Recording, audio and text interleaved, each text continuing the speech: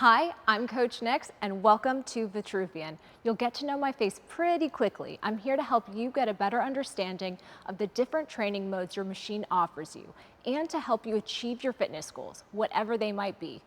That all starts with getting to know the Vitruvian app and understanding how adaptive resistance works. Now, I know it's tempting to skip this part, but I promise it'll pay off. So let's learn how it works.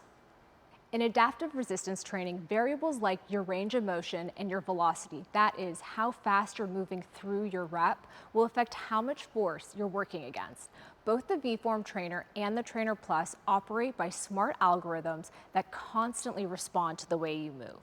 The weight rapidly adjusts up to 50 times per second to both challenge and support you to maximize each rep. Increasing the speed of a rep in the concentric phase, so that's the upwards motion, will increase the weight loading up to the max force that you've set. If you're struggling to reach your full range of motion, then the weight will back off to help you get there. But the aim isn't always to move quickly. Depending on your goals, in some training modes, you can slow things down in the eccentric or lowering phase.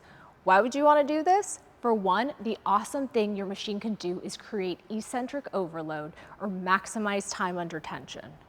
Knowing when to pause and hold is another physical cue that you can give the machine, with pausing at the top to feel the weight loading and pausing at the bottom to unload the resistance. Before we jump into the different modes you'll use in the Vitruvian app, there's one more important thing about adaptive resistance to learn and remember.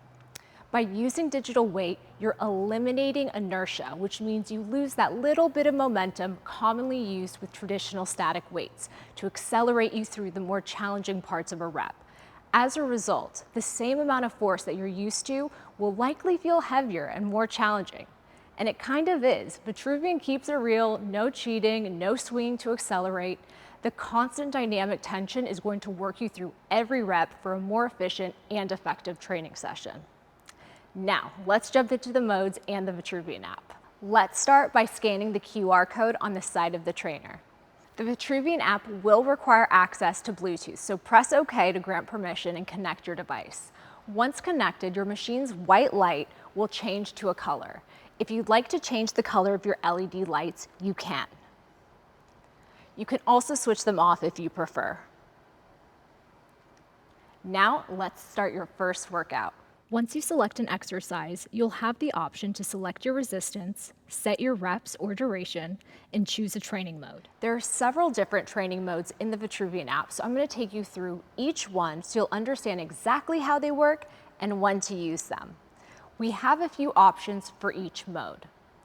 When the progression toggle is switched off, the resistance you select is the maximum resistance you will experience.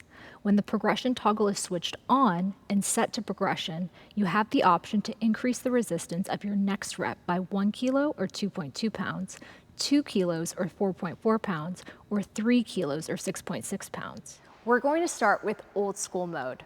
This should feel pretty familiar as it's the closest feel to traditional static weight. This mode is great for strength training and hypertrophy or muscle growth. The recommended tempo here is steady and controlled when lifting and lowering. We're going to keep the progression toggle off, so the resistance will stay fixed during the concentric and eccentric phases. At the beginning of each set, you'll do 3 warm-up reps to set your range of motion. We do this at the beginning of every exercise because adaptive resistance works with you and your capabilities on any given day. We're not always equally strong, flexible, or energized day to day, or even within the same workout as fatigue sets in. For adaptive weight to work effectively and know when to load and unload safely at the right time, the machine needs to know your range in that moment. You can watch how your range of motion is tracking based on the blue bars on either side of the screen. You will see during the first 3 range of motion reps that the position indicators are working out your personal range for that exercise. It's important not to giggle the weight around too much when settling the range of motion, as it will mean the range isn't set correctly. The machine has some leeway to learn, but if you think you have messed up, don't stress, just hit the back on a class or stop the exercise and try again. We're going to perform suitcase squats in old school mode. So let's pick up the handles and get our 3 warm-up reps in. The arms should be fully extended at your side with a neutral grip. When you look down, the middle of your shoes should be in line with where the cables begin. If this is all matching up, let's slowly lower the hips down, keeping the chest open. Imagine you're sitting back into a chair. Squeeze the glutes and come back to the top. Let's keep those knees driving out and come back up. After this third rep, the machine is going to load resistance so we can begin our working set. We're maintaining a steady tempo and the resistance will stay the same. If we go below our range of motion, the machine lights will flash red and the weight is removed. This cue helps us maintain consistency in form and allows us to exit a lift early if we fatigue. Think of it as your personal spotter. Also, it's important to get to the top line in position indicator on the way up and get to the bottom line on the way down, or else your rep won't count and you'll have to do an extra rep. Now we'll try pump mode with the progression toggle off. We will be doing bicep curls to give your legs a break. For this exercise, elbows will stay fixed at our sides. We're extending the arms all the way down and then bringing the hands up to the shoulders. In pump mode, velocity or speed is key. The faster we drive up, the closer we get to our set resistance. Pump mode is great for HIIT sessions, power, explosivity training, and keeps your muscles under more tension than old school mode, as the weight adjusts your capabilities, meaning you can have higher peak loads. We have the progression toggle off so the resistance won't exceed our set weight. As we slow down, the resistance will back off. So let's grab our handles and get our 3 warm-up reps. 1, 2, last one. Now the resistance will come on. Drive your hands up as quick as you can. Feel the resistance load, and let's keep going. Now let's slow down the pace and feel the resistance come off. Did you feel that? Great job. Now let's pick up the pace for a little more. Last 2. One more, and down. Great work. Shake it out, shake it out.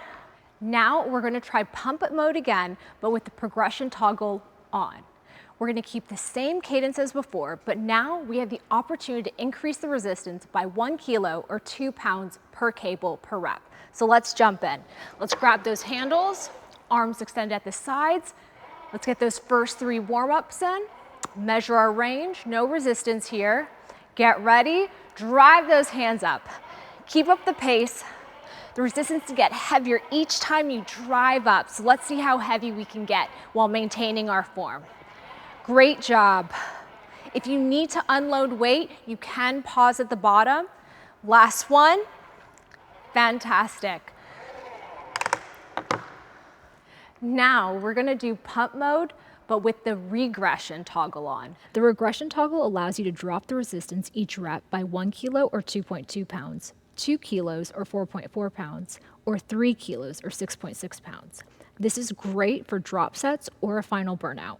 So let's grab the handles and let's go. First 3, again, just measuring our range. 2, 3, now drive up quickly. Each rep, the resistance will ease up by 1 kilo or 2 pounds. Stay with me, let's push through, feel it lighten up. Last bit, and down. Whew. Shake out those arms, and we'll move on. Next up, we have time under tension. This mode has your muscles under tension in both the concentric and eccentric phases, making it incredibly efficient when training. This mode is great for strength, hypertrophy, and muscular endurance. Similar to pump mode, during the concentric or upward lifting phase, we want to go explosively up, but fully pause and hold at the top, making sure you're above the top position indicator line to load the resistance up to your set weight, and go slowly down during the eccentric phase. Pausing at the bottom will unload the resistance. Make sure you get to the bottom position indicator. If you stop early, the machine will think you're still on the way down. For time under tension mode, we have several options. When all the toggles are switched off, the resistance you select is the max weight you'll experience. Just like the other modes, when the progression toggle is on, every time you pause and hold at the top to allow the weight to load, you can increase the resistance of your next rep by the selected increment. In contrast, when the regression toggle is on, each rep will lighten up by the selected increment. With time under tension, we have an extra bonus option, Beast. When the Beast toggle is on, the ramp up or speed of loading will increase, and the rate of deloading will decrease. Beast combined with a 3 kilo or 6.6 pound progression is a killer workout.